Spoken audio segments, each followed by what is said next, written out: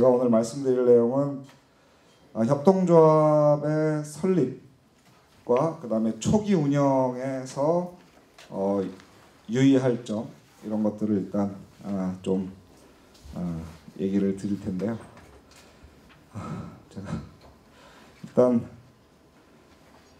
제가 오늘 말씀드릴 내용을 보겠습니다.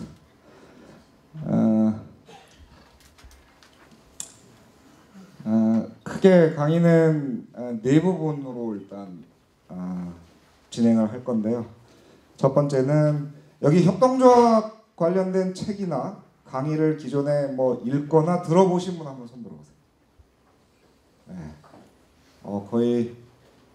거의 그 좀 협동조합에 대해서 아시는 분들이라고 생각하고 아주 초심자들은 아니라고 생각을 하고 강의를 진행하겠습니다. 그러면 혹시 제가 하는 강의를 한 분이라도 들어보신 분 한번 손 들어보세요. 네, 두 분. 네, 알겠습니다. 자, 오늘 제가 말씀드릴 것은 작년부터 올 2월까지 4,000개 정도가 이제 생겼습니다.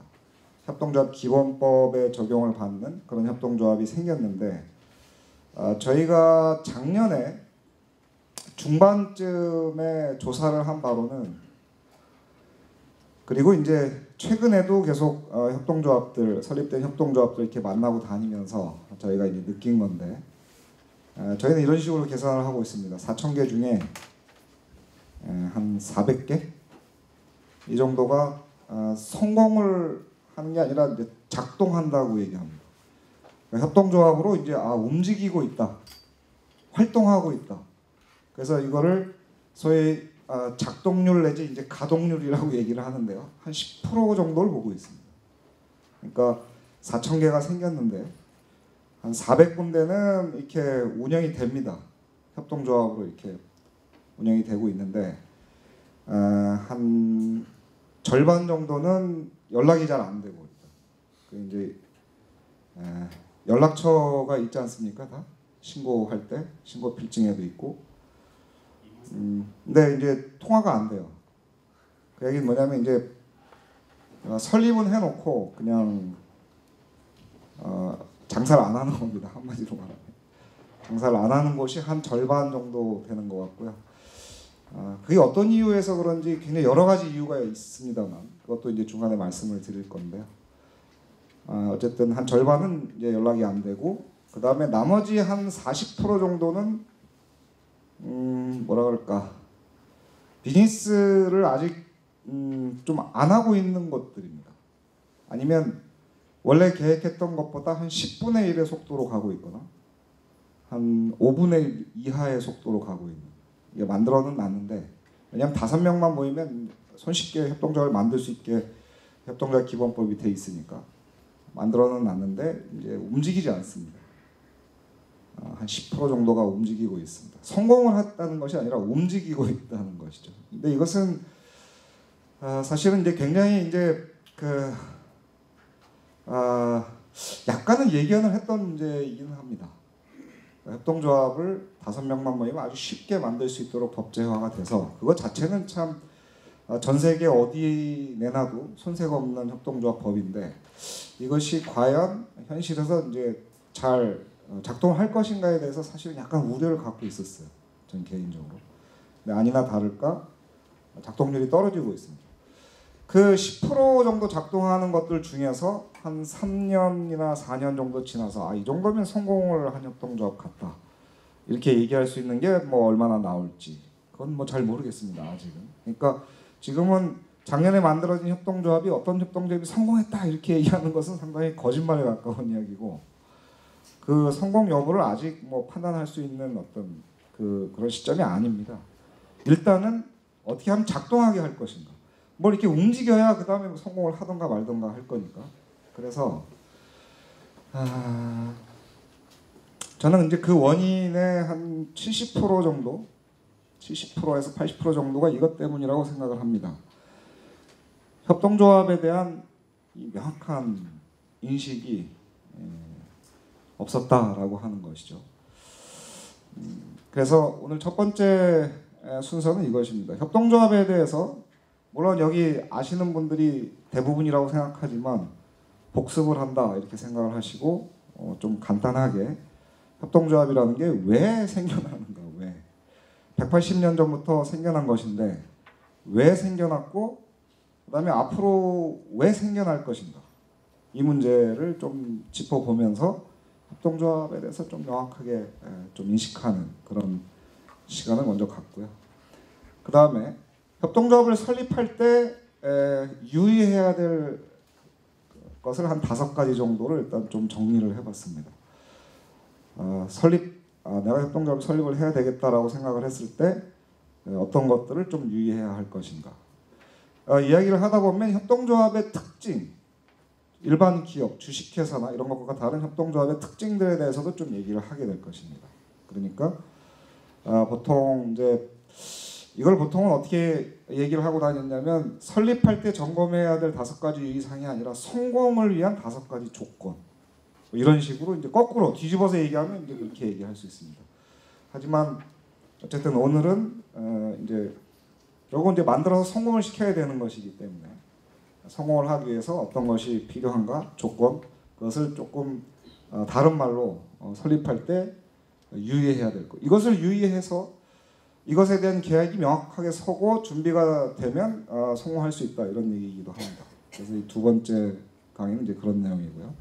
그다음에 3번째는 자 이제 작동을 시작합니다. 그것이 노동자 조합, 협동조합이건 아니면 소비자 협동조합이건 뭐 사업자 협동조합이건 어쨌든 그것이 이제 작동을 하려면 거기에서 일하는 사람들이 있습니다.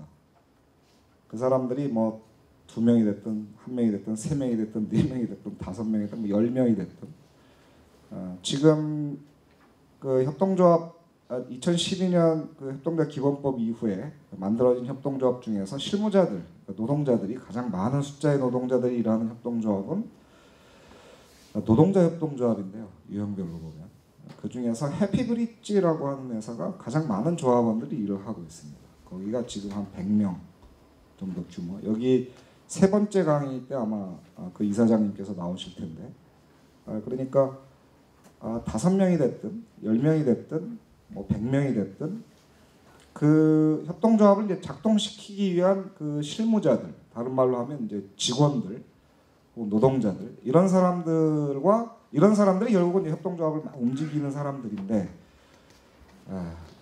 그런 사람들에 대한 관리를 어떻게 할 것인가? 그런 사람들에 대한 관리를 초기부터 어떻게 계획을 해서 해야 되는가 하는 문제를 말씀드릴 것입니다. 그래서 대체로 그 다음에 마지막으로는 이제 우리나라에서 협동조합에 지금 4,000개 생겼는데 아마 올해 안에 한 6,000개쯤 되겠죠. 올 연말쯤 되면. 그리고 내년 정도까지는 바람이 불 것입니다. 협동조합 바람. 그런데 협동조합 바람은 내년 이후에는 아마 사라질 가능성이 높습니다. 제가 보기엔. 우리나라가 이 바람이 잘 부는 나라인데 뭐 벤처 바람도 불었다가 뭐 여러 가지 바람이 막 불어요. 부는데 바람의 특징은 뭐냐면 머물러 있지 않는 것입니다. 불고 지나가는 것이거든요. 그러면 협동조합 바람도 지금 바람이 불고 있는 중입니다. 바람도 한 내년 정도까지 아마 불 거라고 생각해요. 그러면 그때까지를 저는 초기라고 생각하고 있습니다. 초기에 그 협동조합 바람이 불 때 어떤 일을 해놔야 될 것인가. 초기 활성화를 위한 전략. 이것을 뒤에 좀 붙여볼까 합니다. 덧붙이는 말입니다. 사안은. 그래서 오늘 주로 제가 말씀드릴 것은 크게 7가지 포인트라고 보시면 되는데 첫째는 협동조합이 무엇인가? 협동조합이 왜 생겨나는가? 이거. 그 다음에 설립 시 점검해야 될 5가지. 그러니까 하나, 5, 6이죠. 그 다음에 인적 자원 관리에 있어서 초기부터 어떤 원칙을 갖고 이제 일을 할 것인가, 협동조합 실무를 할 것인가 이것입니다. 그래서 이런 내용들을 좀 저하고 오늘 좀 얘기를 하시면 아마 이제 설립을 이미 하신 분, 이미 설립하신 분 손 들어보세요. 설립을 준비하고 계시는 분. 네. 그러니까 설립 초기 운영을 하실 때나 아니면 이제 이후에 설립을 하려고 하실 때 도움이 되지 않을까 이런 생각입니다. 물론 이것만 가지고 뭐 다 되는 건 아니죠, 당연히. 자, 그러면 좀 좀 식상한 얘기 같긴 하지만 협동조합이라는 게 뭔지 간단하게 사례를 들어서 좀 설명을 해보겠습니다. 협동조합은 왜 생겨나는가? 왜 생겨나느냐 하면 자본주의가 시작이 돼서 자본주의 시장 경제가 막 이렇게 진행이 되는데 자본주의 그 시장이라고 하는 것은 상당히 이제 그 전에 제도에 비하면 상당히 이제 합리성을 갖고 있는 어떤 제도다. 이렇게 사람들이 얘기를 합니다. 그런데 시장이라고 하는 것은 여러분들도 알다시피 그 시장에서 이기는 사람이 있고 지는 사람이 나오는 거죠.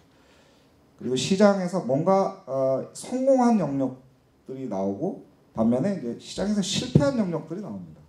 그것이 구체적인 어떤 사람들로 발현이 될 수도 있고 뭔가 어떤 그 시스템이나 구조나 이런 걸로 발현될 수도 있는데 여하튼 자본주의가 뭐 진행되다 보면 자본주의 시장이 아무리 정상적으로 작동한다고 하더라도 시장 실패 영역이라고 하는 게 생기게 된다. 그건 지금도 마찬가지고 자본주의 역사가 오래 지속되는 한 끝나기 전까지는 계속 이런 영역이 남아있을 것입니다. 그런데 자, 시장에서 어떤 사람은 이기고 어떤 사람은 졌어요.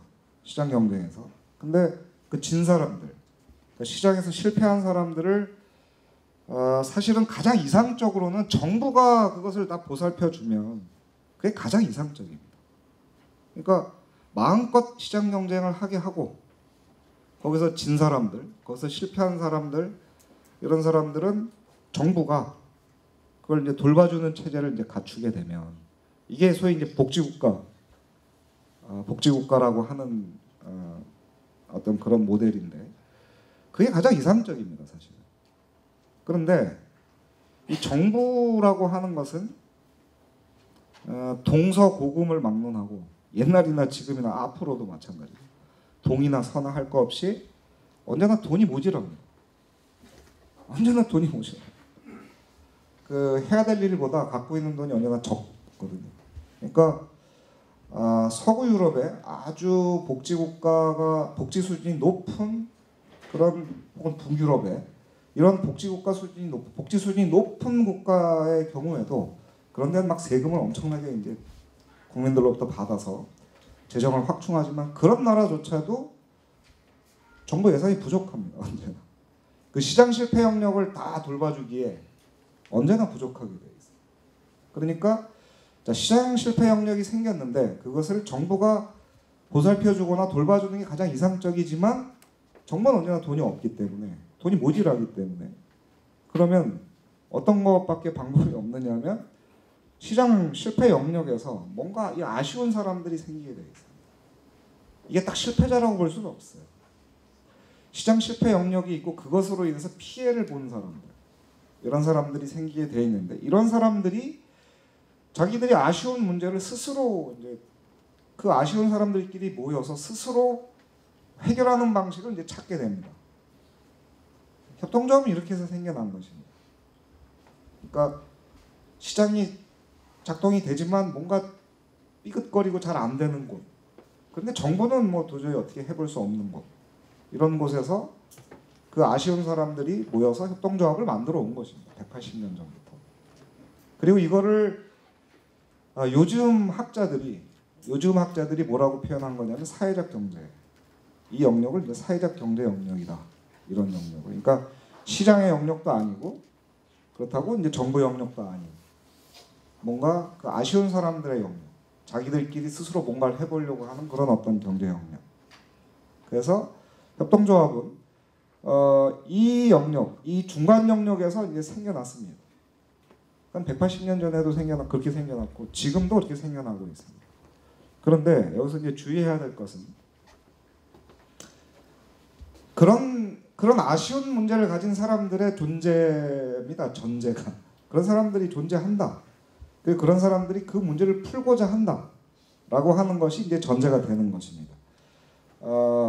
자, 이 얘기는 무슨 얘기냐면 180년 전에 가장 먼저 생겨난 협동조합이 이제 로치데일 소비조합입니다. 이 얘기 들어보셨죠? 이 로치데일 소비조합이 생긴 스토리가 이후에 그러니까 지금 현재 전 세계에 있는 협동조합이 한 170만 개쯤 되는데 그 다음에 작년부터 올해까지 생겨난 우리나라 협동조합들도 다 그 조상은 이겁니다. 이게 원조각이에요. 원조각. 협동조합의 원조 제1호점인데 이 원조각가 생겨났던 스토리를 이제 반출을 해보면 제가 아까 조금 전에 얘기했던 뭐 그런 스토리입니다. 자, 이건 왜 생겼냐면 협동조합이 원래 태초부터 있었던 것이 아니라 중간에 생겨난 것입니다. 180년쯤 전에 나타난 거예요. 지구 위에 모습을 드러낸 건데 어떻게 해서 그 모습을 드러낸 거냐? 그런 거죠. 뭐냐면 1840년대였는데 산업혁명 말기 후반부였고 막 도시 공장지대가 막 생겨나기 시작했어요. 영국에서. 그 전엔 다 농사짓고 살았습니다. 영국이든 뭐 전 세계가 다. 그러다가 산업혁명이 진행되면서 도시지역이 생기고 공장지대가 생겼어요. 그럼 그 공장에서 일하는 노동자들이 있을 거 아니겠어요. 노동자들이 모여 사는 노동자 밀집 지역이 막 영국 전역에 생겨납니다. 막 도시로 생겨나기도 하고. 그래서 대표적인 공장 도시가 뭐 예를 들면 맨체스터, 그 축구 구단 있는 곳들이 다 공장 지역이에요. 맨체스터 시티, 뭐 리버풀, 뭐 볼턴, 뭐 웨스트햄 뭐 이런 데가 다 공장지대입니다. 노동자들이 모여 살고 있던 곳이에요. 그런 데서 이제 그 프리미어 리그가 축구 구단이 만들어졌는데 왜냐하면 그 당시 그 축구라고 하는 것은 노동자들의 스포츠였기 때문입니다. 귀족들은 축구를 하지 않았어요. 테니스를 치거나 승마를 하거나 무슨 뭐 그런 걸 했죠. 골프 치거나. 노동자들은 이제 축구를 했습니다. 그 공만 하나 있으면 되니까 돈이 안 들어요. 그래서 그러니까 그 노동자 밀집 도시에서 다 축구 구단이 생겼는데 그 얘기는 노동자 밀집 도시에 굉장히 가난한 노동자들이 그리고 그 당시에는 10명에서 12명씩 애를 막 낳았어요. 생기는 대로 낳았거든요. 그러니까 허름한 집에서 노동자들이 수많은 아이들과 함께 노동자 가족들이 막 모여 사는 소위 그 노동자 밀집 지역이라는 게 이제 각 도시마다 이제 있었습니다. 그 중에 대표적인 도시들이 아까 내가 얘기했던 그런 도시들인데 이 로치데일이라고 하는 것은 그 맨체스터 시티에서 한 30km 정도 떨어진 조그만 노동자 도시였습니다. 공장 도시였어요. 거기 한 6만 5천 명 정도 되는 인구가 이제 살고 있었는데 노동자 가족들이 살고 있었는데 여기서 이제 최초의 협동조합이 만들어졌습니다. 왜 만들어졌냐면 그 노동자 주부가 가정 생활을 하다 보니까 이제 장을 봐야 돼요. 생필품을 조달을 해야 되는데 오늘날도 주부들의 가장 큰 역할이 이제 장을 보는 것입니다. 짐꾼을 요새는 이제 끌고 다니기도 하지만 장을 보는 건데 이 장 보는 게 너무 힘들었어요. 당시. 왜 그랬냐면 지금은 이 생필품 시장을 뭐라고 표현하냐면 그 수요자 중심의 시장이라고 합니다. 즉 고객은 왕이고 고객으로부터 선택받지 못한 회사는 다 망해버리는 건데. 그러니까 수요자 중심의 시장이고 고객 중심의 시장이고 고객은 왕이고 뭐 여하튼 고객 감동 경영이고 뭐 이런 거죠. 그죠? 고객 가치가 어쩌고 저쩌고 이런 시장이지만 그리고 뭐 마트, 전통시장, 뭐 슈퍼마켓에 뭐 물건들이 쌓여 있지만 이때는 공급자 중심의 시장이었습니다. 물량이 딸렸어요. 사람들이 필요로 하는 것보다 물량이 한참 딸렸습니다. 그래서 가난한 노동자 주부들이 생필품을 그때그때 조달한다는 게 너무 힘들었어요. 첫 번째는 가격이 안정되어 있지 않았습니다. 그러니까 오늘 가격 다르고 내일 가격 다르고 뭐 없기도 하고 일주일 이의 가격은 전혀 짐작할 수 없고 그러니까 굉장히 불안한 거죠. 생필품 그 없으면 애들하고 이제 생활하기가 힘든 그 생필품을 조달하는 게 그렇게 그런 식이면 이건 참 견디기 힘든 것이었죠. 가격이 안정되어 있지 않았고 두 번째 문제는 상인들이 물건을 속여서 팔았어요. 광범위 밀가루를 팔면서 막 흙을 확 섞어서 판다거나 뭐 양초 두께와 양초 길이를 속이고 양초 굉장히 중요한 생필품이었는데 그 다음에 뭐 버터를 막 10개짜리 묶음을 파는데 그 중에 맨 위에 한두 개는 괜찮은 거 나머지 뭐 3년 쩔은 거 이런 거 그러니까 가게에 이 주부들이 물건을 사러 가가지고 가게 주인들하고 내 멱살잡이하고 신경전하고 막 서로 욕하고 싸우고 이런 것이 다반사로 일어났어요. 근데 그것도 하루 이틀이지. 그런다고 한번 생각해 보세요. 여기 주부 한번 손 물건 사러 가는데 갈 때마다 그런다고 생각해보는데 살 수가 있어요? 괴롭잖아요. 그러니까 이 노동자 주부들이 가장들한테 노동자 신랑한테 얘기를 합니다. 못 살겠다. 도저히 못 살겠다. 뭐 이 문제 어떻게 좀 해결해 달라. 그래서 그 신랑들이 모였습니다. 이렇게 몇 명이 모이냐면 28명이 모여요. 28명이 모여서 그 중에 어떤 사람들이 얘기하죠. 그러면 우리가 이게 이제 마누라들이 하도 이제 바가지를 긁으니까 니네 집도 그렇지. 비슷한 처지의 노동자들이 모여서 그럼 우리가 돈을 모아가지고 우리가 가게를 하나 차려보는 건 어떨까? 가게를 하나 차려서 거기다가 공장에서 물건을 떼다 놓고 그 다음에 그 가게를 만드는 데에 돈을 낸 사람들, 이게 조합원입니다. 이 사람들한테만 물건을 약간의 마진을 붙여서 팔아보면 어떨까? 그래서 28명이 1파운드씩 출자를 했어요. 1파운드가 지금 얼마인지 아십니까? 2,500원.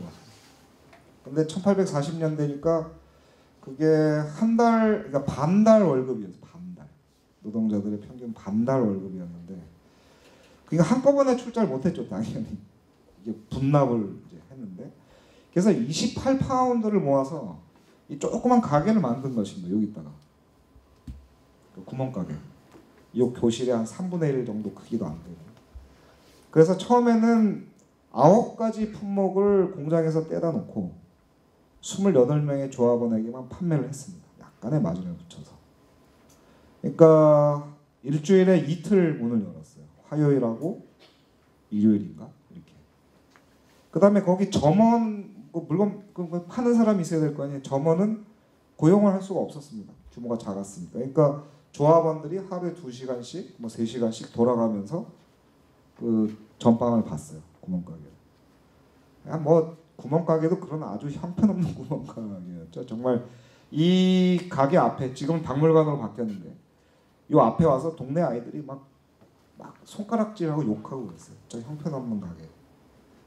그래서 근데 그렇게 몇 년 지났습니다. 몇 년이 이렇게 쭉 지났는데, 그러니까 생필품을 그때그때 제대로 조달하기가 힘들었던 노동자 가족들이 28가구가 모여서 조그만 구멍가게를 냈다 이것이죠. 그래서 몇 년 지났어요. 물건값이 많이 안정됐을까요? 물건값은 많이 안정되지 못했습니다. 왠지 아세요? 가게가 너무 작았어요.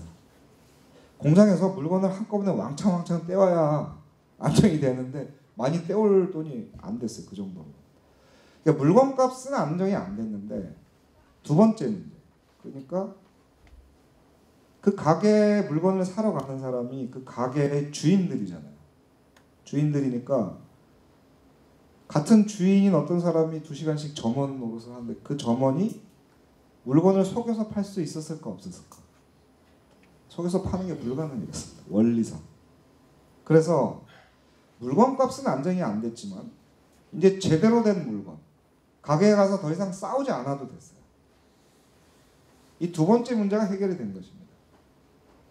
그래서 이게 한 20년 정도가 채 지나지 않아서 영국 전역에 생깁니다. 이런 소비주가. 그리고 유럽 전역에 한 2,000개 정도가 생깁니다.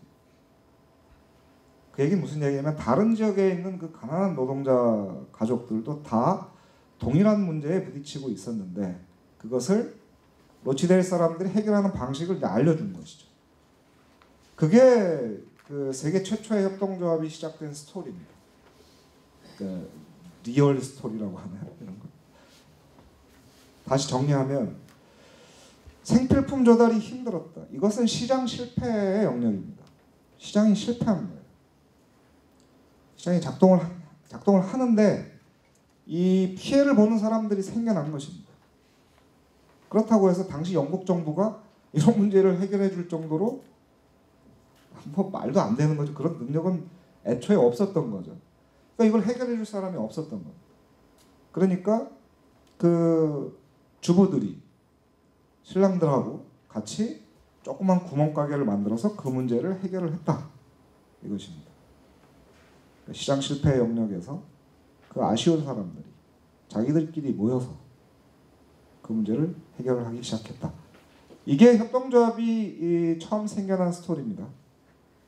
이해가 되시나요? 네. 그 다음에 협동조합 유형 중에서 우리나라 협동조합 기본법에는 못 만들게 해놓은 유형이 있습니다. 금융업하고 보험업 못하게 해놨는데 전 세계에 있는 170만 개 협동조합 중에서 규모가 가장 큰 협동조합은 신용협동조합이에요.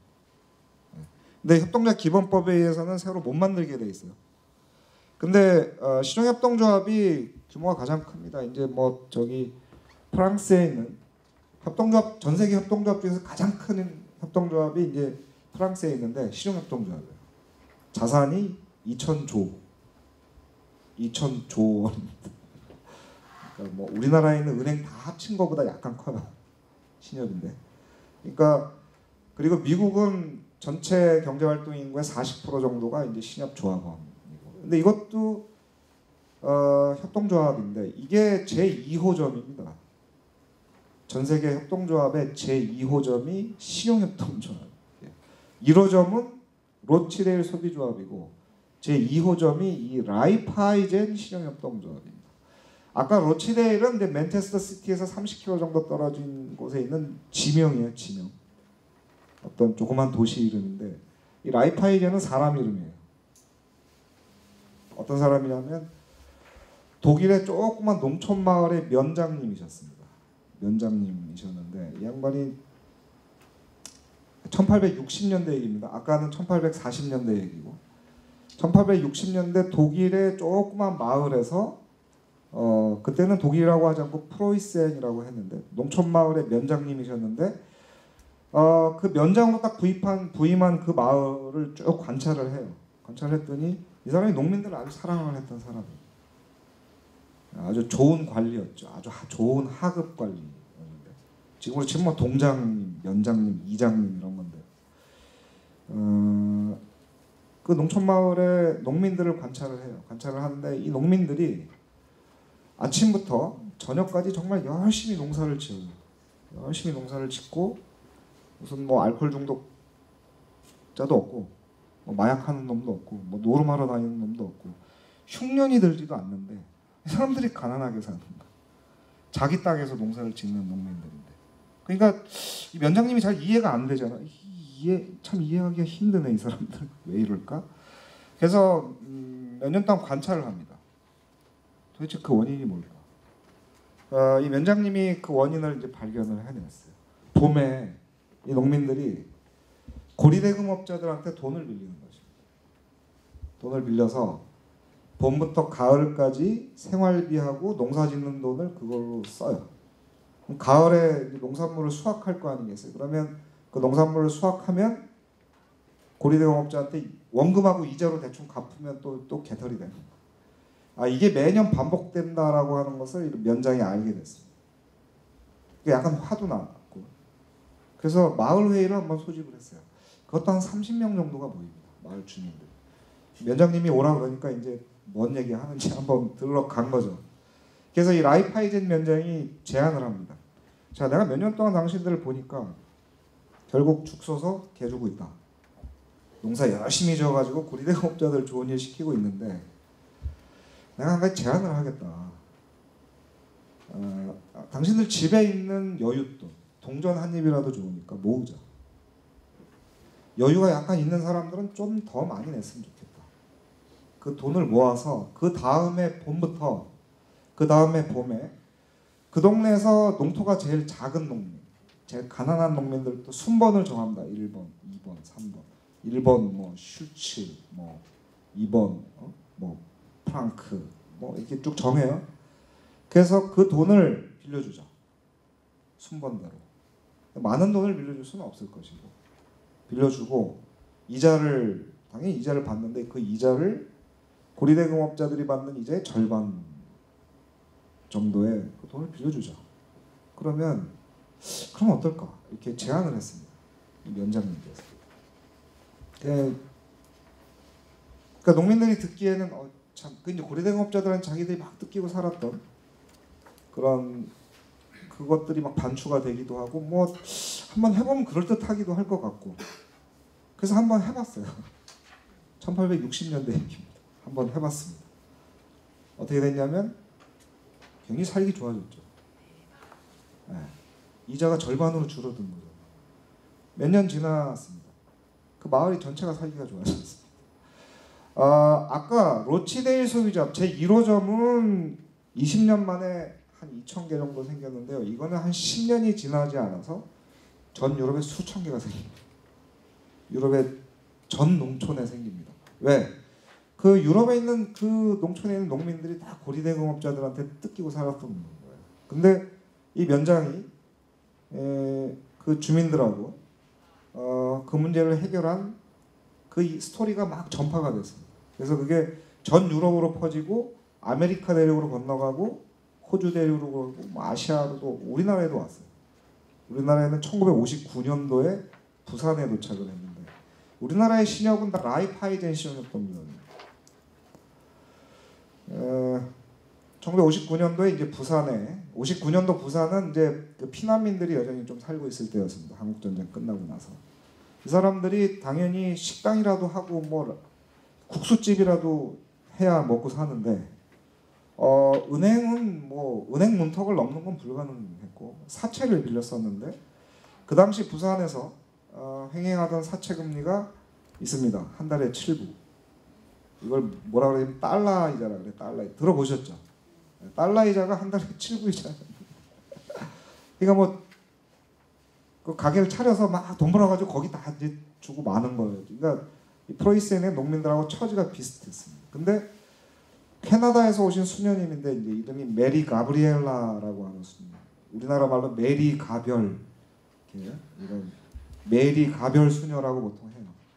그 수녀님께서 조그만 협동조합을 시용협동조합을 만들었습니다. 1959년 부산에. 그게 우리나라 신협의 그 신협이 지금까지 이어져 오고 있는 것입니다.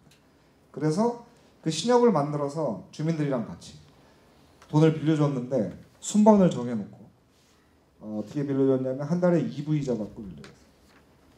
달러이자 7부이자 시절에 2부이자씩 받고 빌려줬어요. 그러니까 뭐 은행 문턱은 넘기가 힘들었고 살기가 좋아졌죠. 자, 고리대공업자들한테 뜯기면서 산다. 이것이 시장 실패 역량입니다. 그 금융시장이 일종의 금융시장인데 이 금융시장에서 실패한 영역이 생기는 거예요. 고리의 이자.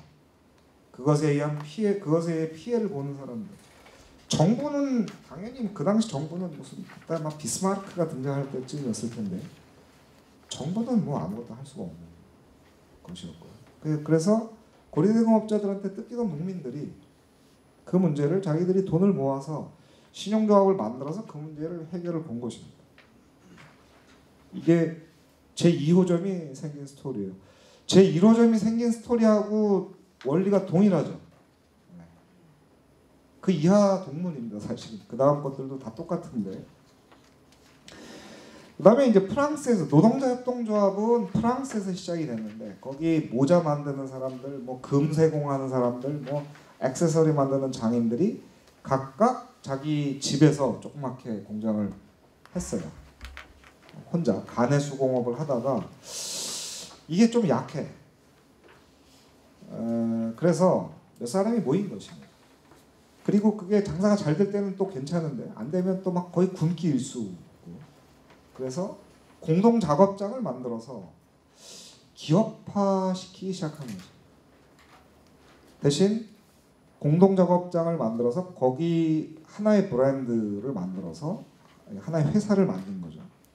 원래 혼자 가내 수공업을 하던 그 장인들이 모여서 공동 작업장을 만든 것이죠. 그리고 공동 브랜드를 만들고 회사를 만들어서 이 사람들은 어떤 것이 가장 절실했느냐 하면 가내 수공업을 혼자 막 이렇게 하는데 뭐 경기가 좋고 누구한테 사기를 맞거나 아니면 제품, 그러니까 재료 공급을 하는데 뭔가 계속 불리함을 느끼고 있었어요. 그래서 오히려 이 사람들은 어떤 생각을 했냐면 차라리 회사를 만들어서 내가 일하는 것을 조금 더 안정시키는 게 더 중요하겠다. 가족들은 막 늘어나고. 그러니까 고용을 안정시켜서 뭔가 일자리를 계속 유지시킬 수 있는 어떤 시스템을 만들고자 했던 것입니다. 이게 노동자 협동조합이 처음 생겨난 스토리입니다. 이것도 마찬가지입니다. 한 명이서 혼자서 재료를 조달하고 그 다음에 만들고 판매를 하고 이게 이제 시장 그 시장은 그렇게 생긴 것인데 말이죠. 불편합니다. 뭐 아주 잘하는 사람도 있지만 다수가 상당히 불편함을 느낀 것입니다. 그래서 그것을 공동작업장을 만들어서 그 문제를 해결을 보려고 노동자 협동조합이 만들어진 것입니다. 이것도 1850년대, 60년대에 만들어진 협동조합입니다. 아까 로치델 소비조합이 만들어진 거나 라이파이젠 신용협동조합이 만들어진 거나 다 비슷합니다. 원리가. 근데 이것은 어디에 초점이 맞춰진 거냐면 안정된 고용, 일자리 이런 것입니다. 그 다음에 네 번째 유형은 생산자 협동조합이에요. 전 세계에 있는 생산자 협동조합 중에 가장 큰 생산자 협동조합이 농협입니다. 농협. 근데 농협도 우리나라에 농협이 있죠. 근데 농협은 독일하고 덴마크에서 만들어졌는데 아까 그 라이파이젠 시종협동조합을 만들었던 그 농민들이 만들었어요. 그건 왜 만들었냐면 말이죠. 자, 이제 고리대금업자들한테 뜯기는 일은 좀 줄어들었어요. 이제 자기들이 돈을 모아서 상호 부조를 할 수 있는 능력이 생겼는데, 근데 문제가 또 있었습니다. 어떤 문제가 있었냐면 가을에 농산물을 수확을 했는데 이거를 판매를 해야 되잖아요. 자기네 집에 가족들이 1년 동안 먹을 것 좀 남겨두고 그 다음에 자기 혼자서 시장에 갖다 팔 수 있는 양은 제한됩니다. 그죠?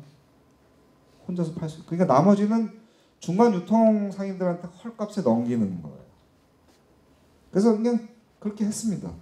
근데 조금 하다 보니까 자기가 예를 들면 배추 한 포기에 양배추 하나에 뭐 예를 들면 100원에 팔았는데 이놈들은 막 1000원에 팔아먹는 거야. 근데 그런 걸 약간 이거 뭐지? 유통상인들이 폭리를 취하는 그런 것을 보면서 결국은 자기들 걸 뺏긴다 이렇게 생각을 하게 됐습니다. 그래서 그 라이파이젠 그러니까 신용협동조합을 해본 그 농민들이 모여서 이제 다시 모인 거예요. 모여서 한번 얘기를 하는 것입니다. 야, 그러지 말고 우리가 돈을 모아서 구판장을 짓자. 크게. 그래서 거기다가 우리가 생산한 농산물을 쌓아놓고 그게 필요한 사람들은 새벽에 뭐 경매를 보든가 도매를 보든가 도매로 사러 오든가 그래서 팔자. 구판장을 만들어서 자기들이 생산한 농산물을 팔자 이렇게 누군가 제안을 한번 해보자. 그렇게 된 것입니다. 그것이 농협입니다. 그러니까 중간 유통상인들한테 뜯기던 그 농민 생산자들이 중간 유통상인들이 가져가던 그 유통이익을 유통마진을 자기들한테 돌리기 위해서 이것도 시장 실패 영역에서 그 아쉬운 사람들이 뭔가 수를 낸 것이죠. 그러면 그 생산자 협동조합이 또 그 다음에 아주 대표적인 생산자 협동조합이 뭐냐면 뭘까요? 농협이면 수협입니다. 수협. 수산업협동조합. 이것은 뭐냐면 어민들이 있어요. 고기 잡는 이 사람들이 있고 배를 가진 선주들도 있어요. 고기 잡는 사람들입니다. 이 사람들이 고기를 잡아와요. 잡아오면 마찬가지로 중간 유통상인들한테 헐값에 넘겼어요. 계속. 그러다가 그러지 말고 야, 저 농민들도 저렇게 한다는데 우리가 구판장을 짓자. 공동어시장. 그래서 우리가 잡아온 물고기들을 필요한 놈들은 새벽에 와서 경매를 보라 그러자. 이게 이제 수협입니다. 그래서 우리나라의 어촌에 다 수협이 있습니다. 수협 구판장이 있어요. 보통 그 휴가 가셔서 이제 뭐 어디 저기 회 먹으러 가실 때 공동어시장 그것 다 수협이 운영하는 것입니다. 노량진 수산시장 수협이 운영하는 것입니다. 우리나라뿐만 아니라 전 세계의 어촌에 다 수협이 있어요. 수협 구판장이 있어요. 어민들이 중간 유통상인들한테 뜯기지 않으려고 구판장을 만든 거예요. 스타키업 마찬가지고. 그러니까 그 중에 가장 대표적인 또 아주 브랜드가 명성이 아주 높은 뭐 선키스트 오렌지, 이거 협동조합입니다. 미국의 캘리포니아에 있는 그 오렌지 재배 농민들이 만든 협동조합이에요. 왜? 중간 유통상인들이 하도 후려치니까 자기들끼리 그냥 협동조합을 만들어서 가공을 해서 자기들이 판 것입니다. 그게 이제 제1위의 오렌지 브랜드가 된 것이고, 제스프리, 키위죠, 키위. 이것도 뉴질랜드의 이제 키위 생산 농민들이 만든 것입니다. 자, 그 다음에 마지막 유형이 이거예요. 주택보건협동조합, 주택협동조합과 보건협동조합. 그러니까 이게 제가 지금 쭉 말씀드린 순서가 국제협동조합연맹에서 1995년도에 발표한 현재 전 세계 협동조합 운동은 이런 5개의 전통에 기반하고 있다라고 하는 순서대로 제가 얘기를 한 것입니다. 소비자협동조합, 영국에서 시작된, 독일에서 시작된 신용협동조합, 프랑스에서 시작된 노동자협동조합, 그 다음에 북유럽, 독일과 덴마크에서 시작된 생산자협동조합, 그 다음에 마지막이 5번째 유형이 이것입니다. 주택협동조합, 그 다음에 의료생협이죠. 의료생협. 보건협동조합입니다. 이건 어떻게 생긴 거냐면, 자, 이제 주택협동조합은 영국에서 처음 시작이 됐는데, 자, 노동자들이 월급이 올라가요. 월급이 올라가고 조금 생활이 안정되기 시작합니다. 생필품 조달하는 것도 좀 안정이 되고, 이제 자기 집을 조금 더 번듯하게 지고 싶어. 허름한 이런 데서 방 2개짜리에 10식구씩 막 살다가, 근데 노동자들이 보기엔 그 당시 유럽의 주택이라고 하는 것은 이렇게 큰 정원이 딸린 이런 걸 이제 주로 짓는 것인데, 노동자들이 굳이 뭐 정원이 딸린 집이 뭐 필요가 없잖아요. 그래서 노동자들끼리 조합을 만들었습니다. 그래서 땅을 공동으로 구매를 해요. 그래서 아파트를 짓기 시작한 거죠. 그러니까 아파트는 이 주택협동조합이 제일 처음 짓기 시작한 것입니다. 공동주택. 뭐 정원은 이제 같이 공동으로 쓰고, 그 다음에 공장에서 일하고 와서 좀 쉬고 가족들과 생활하면 되는 거잖아요. 그러니까 아파트를 짓기 시작한 거죠. 조금 더 편안하게 쉴 만한 집이 필요하다. 그런데 그냥 장사꾼들이 하는 집들은 정원이 딸린 집이야. 이게 시장 실패 영역입니다. 안 맞아. 그 사람들의 수요. 그러니까 결국은 그런 집을 못 갖게 되면 계속 허름한 집에 살아야 되는 거지. 방 2칸짜리. 그러니까 근데 뭐 정부가 당연히 뭐 해줄 일은 없고 당신은. 그러니까 집이 필요한 사람들이 자기들끼리 돈을 모아서 아파트를 지은 것입니다. 그게 이제 주택협동조합이에요. 보건협동조합은 북유럽의 특히 스웨덴이 가장 이제 발달되어 있는 나라인데, 이것도 1800년대 후반에 스웨덴의 농촌 마을에서 시작된 것입니다. 그 당시는 의사들이 귀했어요. 지금도 의사들이 뭐 굉장히 이렇게 좋은 직업으로 각광받고 있지만, 그 당시는 훨씬 더 그랬습니다. 대도시에나 가야 이제 의사들이 있었어요. 그러면 시골에 사는 사람들이 병에 걸리면 대도시로 막 싣고 가다가 죽기 일쑤예요. 그래서 이 주민들이 돈을 모아서 병원을 지은 것입니다. 그 의사를 고용한 거예요. 도시에 있는 의사. 돈을 좀 주더라도 데리고 오자. 그래서 그 마을 사람들이 아프면, 그 조합원들이 아프면 거기서 일단 1차 진료를 하는 것이죠. 그래서 스웨덴의 동네 병원, 소위 1차 진료기관, 우리나라에 그것의 70% 정도가 협동조합입니다. 그러니까 의사는 저 대도시에 있는데 안 올라 그러고, 당연히 저 대도시에 있는데 아파. 그럼 이 문제를 해결하고 싶어. 돈을 모아가지고 병원을 지은 것입니다. 그리고 의사를 고용한 거죠. 자, 이해가 되십니까? 그래서 협동조합이라는 건 한마디로 말하면 저는 그렇게 표현합니다. 목마른 사람들이 판 우물이다. 그건 180년 전부터도 그랬고 지금도 그렇고 앞으로도 그럴 것인데, 협동조합이 발생한 원리는 이렇게 발생합니다. 그리고 보통 시장 실패 영역에서 정부가 어떻게 해볼 수 없는, 정부는 늘 돈이 부족하니까 그 목마른 사람들끼리 자기들이 그 목을 축이기 위해서 우물을 판 것이다. 근데 그 목마름의 종류라고 하는 것이 너무나 다양하고 그 다음에 시대가 바뀌면서 계속 바뀌기도 하고 그러니까 무한대죠 종류가. 그 목마름의 종류가 무한대입니다. 그러니까 사실은 종류가 무한대예요. 협동조합의 종류. 앞으로도 영원히 생겨날 것입니다. 목마름이 그쳐지지 않을 때까지. 근데 그럴 때가 올 수 있어. 모르겠어요. 문제는 목도 안 마른데 이제 협동조합을 만들 때 목이 안 말라.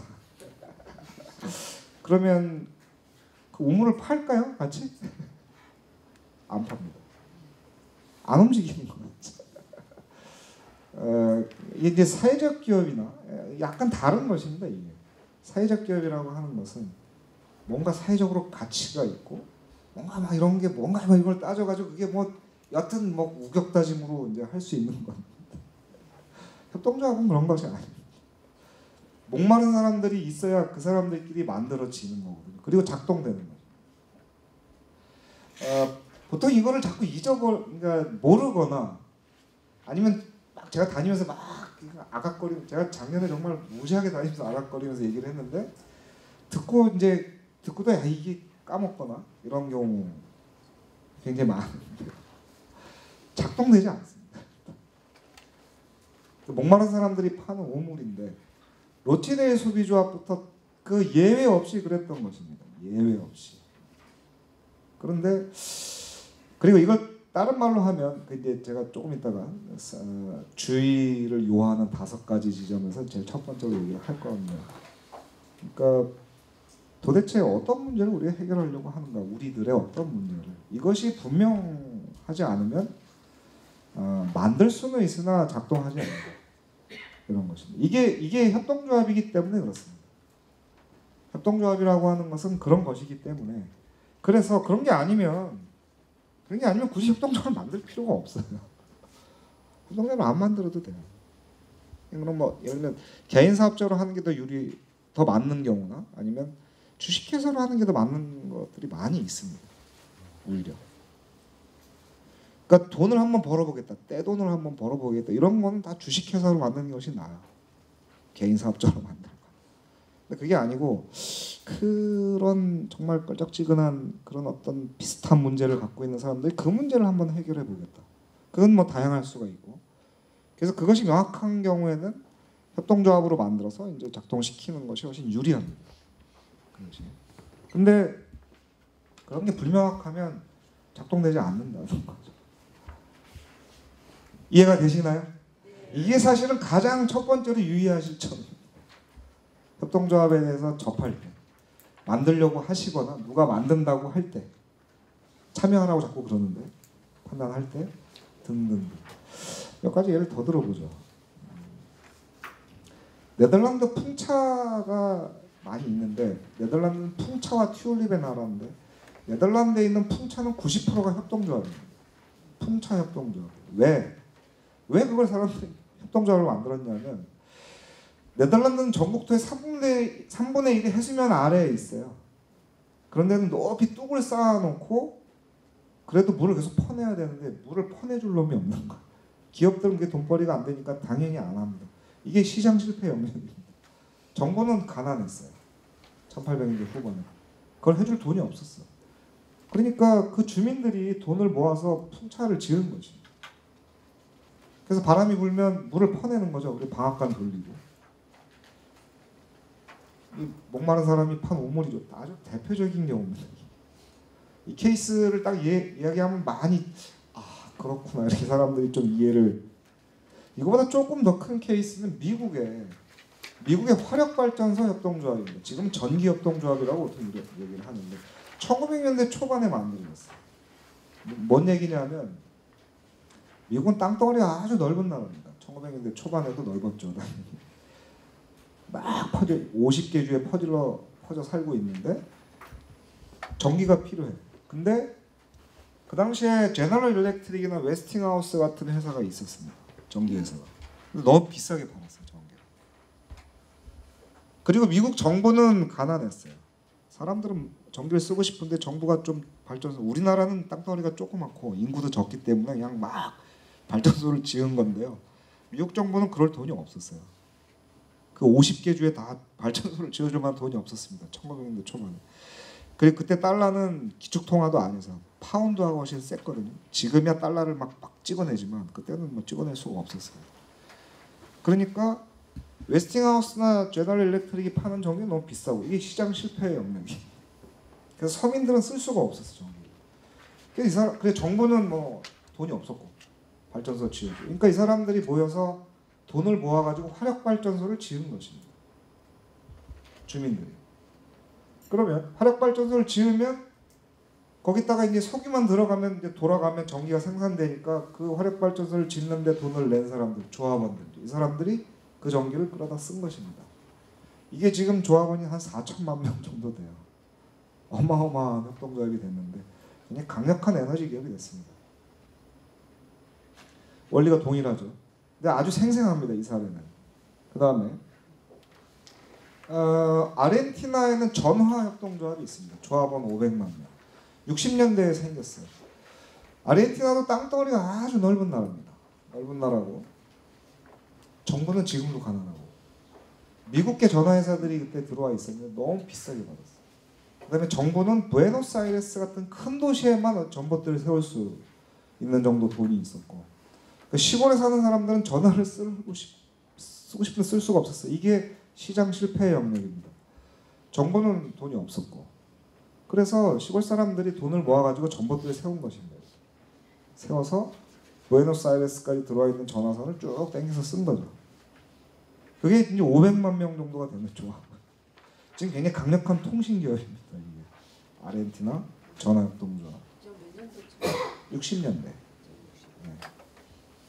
그러니까 그리고 자 이제 비슷하게 우리나라 가상 사례 같은 것인데 어떤 거는 진짜 사례고요. 자 예를 들어서 금천구라고 합시다. 아니 금천구일 필요는 없어요. 영등포구일 수도 있고 뭐 어디 하남시일 수도 있고 자 그런 곳에 부모님들을 요양병원에 모셔야 되는 자식들이 한 500명이나 1000명이 있다고 칩시다. 사랑하는 부모님들을 집으로 모셔야 되지만 참 사정이 이렇게 허락되지 않는 경우가 많습니다. 그래서 요양병원에 모셔야 돼요. 잘 모시고 싶어요. 그런데 장사 속으로 하는 요양병원들이 있습니다. 많이. 가격 거품도 좀 껴있어요. 그 다음에 일단 서비스를 믿을 수 없어. 서비스를. 원래 3-4분당 한 명씩 요양보호사를 둬야 되는데 그 장사 속으로 하다 보니까 그렇게 둘 수 없습니다. 10명, 15명에 하나씩 둡니다. 그러니까 막 묶어놓고 목욕을 시키기도 하고 그 소문이 횡행해요. 그러니까 이 자식들이 이제 머리가 아픈 거예요. 목이 마른 거죠. 이 자식들이 이제 뭘 할 수 있게 됐냐면 요양병원을 협동조합으로 만들 수 있게 된 거죠. 공동육아 협동조합은 들어보셨죠? 아이들 맞벌이하는 부부들이 이제 아이들을 좀 잘 키우려고 협동조합은 좀 비싸죠. 그게. 이것의 실버판이라고 보시면 되는데요. 자식들이 사랑하는 부모님들을 모셔야 되는데 그냥 장사 속으로 하는 요양병원에 모시는 것, 거기서 나오는 피해, 폐해 이런 것이 시장 실패 영역이라고 볼 수 있는데 정부는 할 수 있는 게 없어요. 시립요양병원이나 국립요양병원 그 턱도 없습니다. 그러니까 그 자식들이 그 목마른 자식들이 모여서 이제 요양병원을 협동조합으로 만들 수 있게 됐어요. 이게 의료복지 사회적 협동조합으로 만들 수 있게 됐습니다. 그러니까 일반 협동조합은 못 만들어요. 영리법인이기 때문에. 그러니까 의료복지 사회적 협동조합을 만들었다. 자, 그래서 병원을 만들었다. 이 병원에서 주인이 자식들인데 이익을 많이 남겨야 될 이유가 있어요, 없어요? 없잖아요. 그러니까 가격 거품이 푹 빠집니다.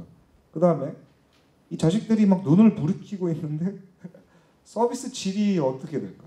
훨씬 좋아집니다. 자기 부모들을 모시려고 병원을 만들었으니까 당연히. 그죠? 그 다음에 이제 좀 마음이 놓이게 되죠. 이런 것입니다. 협동조합을 통해서 할 수 있는 일. 그 다음에 제가 오늘 늦은 이유인데요. 제주도. 제가 최근 6개월 동안 한 10번 왔다 갔다 했는데 이겁니다. 그러니까 제주도 사람들이 있어요. 제주도 사람들이 있는데 부산 사람들도 있고 목포 사람들. 동쪽으로 제일 멀리 사는 사람들이 서울 기준으로 부산 사람들이죠.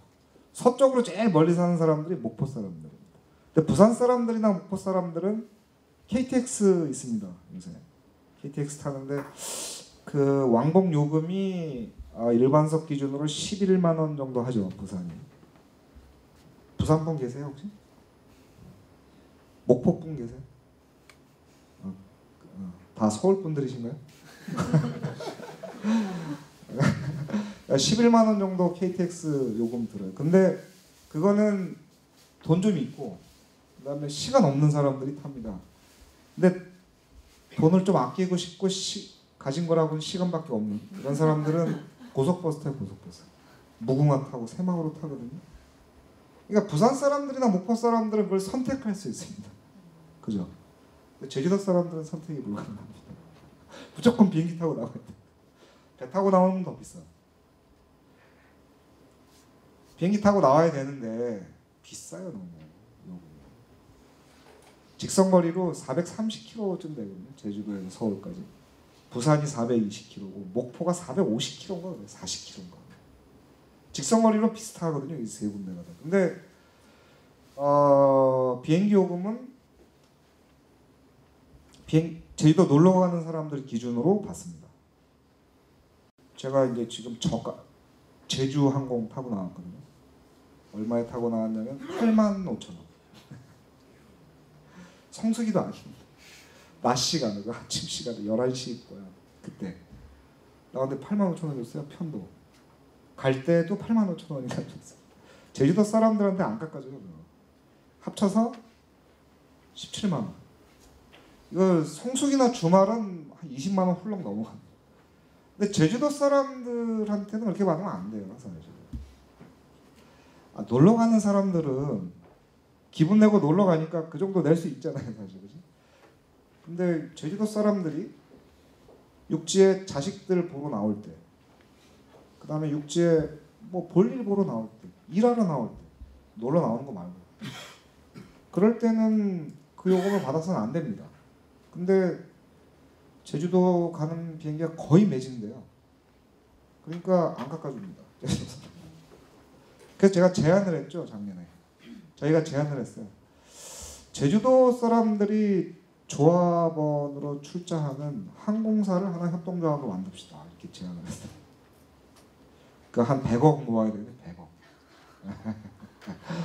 여객기 2대하고 이제 화물기 1대 띄워야 되는데, 근데 100억을 모으는 게 참 힘들잖아요. 그래서 개인 조합원들은 한 10만 원씩 출자금을 받고, 그다음에 제주도에 농협이 23군데 있습니다. 농협.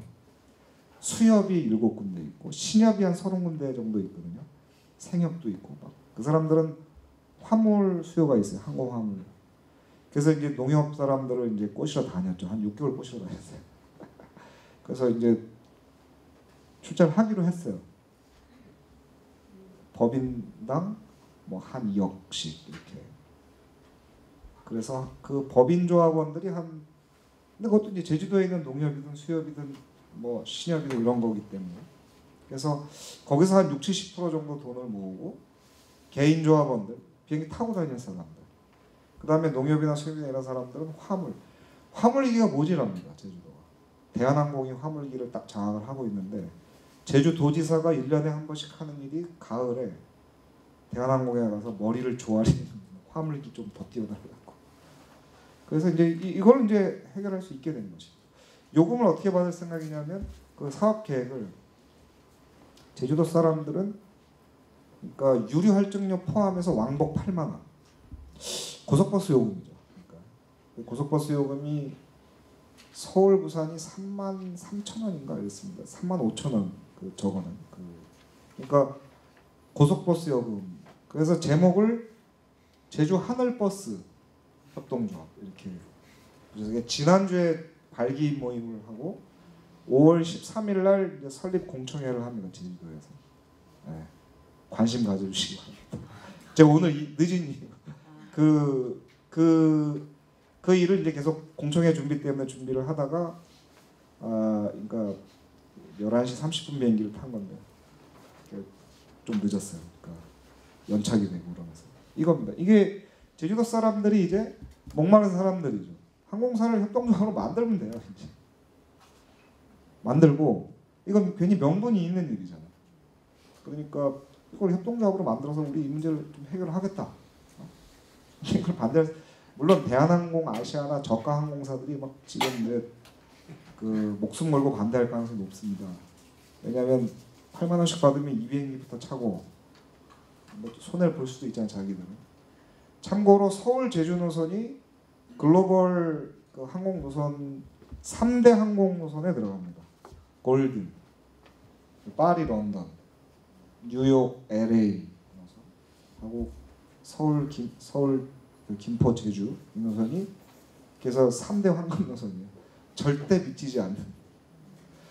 제주도 한번 비행기 한번 예약해 보세요. 거의 매진돼 있어요 지금. 어디 갈 방법이 없어요. 근데 그 놀러 가는 사람들 이런 사람들 기준으로 받으면 안 된다 이거죠. 그래서 고속버스 요금으로 하는 항공사. 예. 원래 제주 바다버스라고 이름을 붙이려고 하다가 이게 배랑 헷갈린다. 그래서 하늘버스. 광주에 돌봄 서비스 협동조합 돌봄 서비스 일을 하는 어떤 주민들이 계신다. 이분들은 파견업체에 소속돼 있는데 25%씩 띱니다. 수수료. 너무 비싸요. 그래서 자기들이 협동조합을 만드는 거죠. 그러니까 수수료율을 한 15% 낮춰요. 자기들 영업을 합니다. 우물을 파는 거죠. 그죠? 자, 이게 협동조합이다 이런 것입니다. 그런데 문제가 하나 있습니다. 보통 사회적 경제론이라고 하는 것이 이제 있는데 사회적 경제라고 하는 것이 시장 경제하고 공공 경제하고 이렇게 뚝 떨어진 거 비슷하게 이해하는 사람도 있어요. 특히 시장 경제하고 좀 다른 거다 이렇게 이해하는 그 오해입니다. 오해. 무슨 얘기냐면 만들어질 때는 그 협동조합이 딱 만들어지는 시점에서는 그게 사회적 경제 영역에서 시작이 되는데 만들어지자마자 시장 경쟁에 내동댕이 쳐집니다. 무슨 얘기냐면 이게 자, 광주에서 돌봄 서비스 협동조합을 만들면 파견업체들이 놀고 있지 않잖아. 수수료를 좀 낮출 것입니다. 이걸 이거 없어져야 되니까. 그러면 이 협동조합하고 기존 파견업체가 경쟁하게 됩니다. 싸워요. 여기서 살아남지 못하면 아무것도 아닌 게 되는 것입니다. 꽝. 그럼 옛날로 다시 돌아가는 거거든요. 그렇죠. 이해가 되시나요? 네. 이거 대한항공이나 아시아나나 이런 데 가격을 낮출 것입니다. 제주도 사람들한테. 저가 항공사들도 가격을 낮출 것이고 그런 전체적인 효과가 있을 것이지만 왜 이 사람들이 낮추느냐면 이걸 망하게 하려고. 이게 망해야 원래 자기들이 그 독과점이윤이거든요. 일종의. 그것을 계속 취할 수 있기 때문에 그래서 이 항공사가 만들어지면 그 사람들하고 경쟁하게 됩니다. 치열하게. 살아남지 못하면 없어지는 거죠. 아무것도 아닌 게 되는 것입니다. 시작은 사회적 경제 영역에서 시작이 되지만 시작되는 순간 시장 경쟁에 그냥 내동댕이 쳐지는 거예요. 그거 살아남지 않으면 꽝입니다. 아무것도 아닌 게 되는 거죠. 자, 마찬가지예요. 다른 요양병원들은 노냐고요? 안 놀죠. 서비스 개선을 할 것입니다. 가격도 거품을 뺄 것이고 그럼 그런 요양병원들하고 경쟁을 하게 되는 거죠. 거기서 져서 문 닫게 되면 이제 꽝이 되는 거예요. 민폐만 끼치고 그냥 꽝이 되는 것입니다. 안 하니만 못한. 그죠? 아르헨티나에 전화협동조합이 생기니까 미국계 전화회사들이 요금을 확 낮췄어요. 없애버리려고 이놈들. 그래야 원래 자기들이 취하던 이득을 가져갈 수 있으니까. 그래서 그 미국계 전화회사들하고 이 협동조합이 막 경쟁합니다. 싸워요. 치열하게. 살아남았으니까 오늘 제가 사례로 얘기를 하는 거죠. 그죠? 이것도 마찬가지입니다. 이 웨스팅하우스하고 제너럴 일렉트릭에서 전기요금을 확 3분의 2로 낮춰. 없애려고. 이놈들을 죽여야 자기들이. 이거는 경쟁자가 없었어요. 다행히. 그런 아주 예외적인 경우도 있습니다. 마찬가지입니다. 그러니까 뭐 그 시정협동조합이 막 생기니까 기존의 고리대금업자들도 이자를 낮춥니다. 그리고 조금 더 부드럽게 일단 그 사람들하고 경쟁하게 되는 겁니다. 마찬가지. 가게 주인들 태도가 바뀌기 시작합니다. 손님을 끌려. 그러니까 이제 이런 경쟁에서 살아남지 못하면 빵이 되는데, 이게 이제 사실은 제가 오늘 말씀드릴 가장 핵심적인 내용이라고 보시면 되는데요. 이것입니다. 그러니까 목마르냐? 그래, 목마르다 나. 그럼 목마른 사람들이 있느냐 같이. 목마른 사람들이 있다. 그럼 우물을 파자. 우물을 파는데 그 우물에서 물이 나오리라는 보장은 없는 거죠. 언제나. 어떻게 하면 물이 나오게 할 것인가? 목을 축일 수 있는 그 기업으로 살아남아야 하는 것입니다. 일단. 망하면 민폐. 협동조합이 망하면 훨씬 큰 민폐가 됩니다. 개인 사업을 하다가 망하면 혼자 그냥 망하면 땡이고, 주식회사를 만드는데 대주주, 자기 대주주로 창업을 하잖아요. 그 망하면 그냥 대주주가 조금 피해를 많이 보고 그냥 땡인데, 협동조합이 망하면 다 피해를 봅니다. 그 조합. 아주 민폐예요, 민폐. 그러니까 어떻게 하면 살아남을 것인가? 뭐 이런 것입니다.